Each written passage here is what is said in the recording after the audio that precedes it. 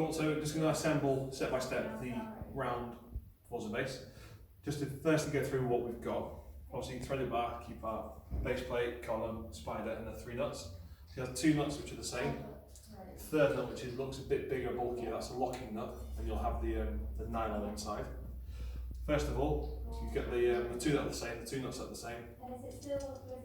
Pop them down the bar by an inch or so.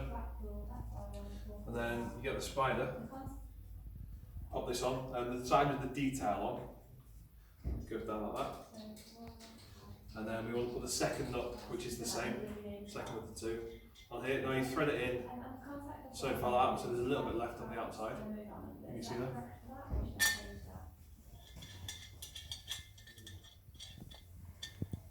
So it's not all the way through, but it's in by a good way.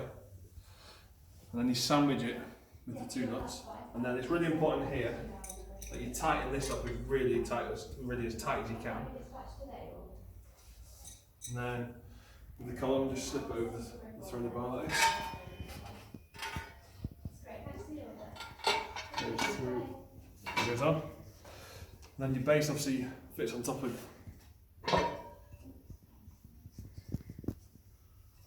Fits on top there.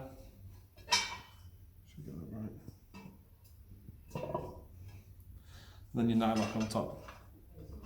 Start with the end that's obviously hasn't got the nylock on.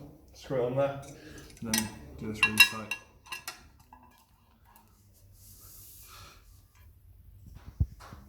Now you'll see, admittedly, the threaded bar is sunk into each bottle a little bit, but once it's tightened up properly, you've got the base set up, and that is absolutely solid.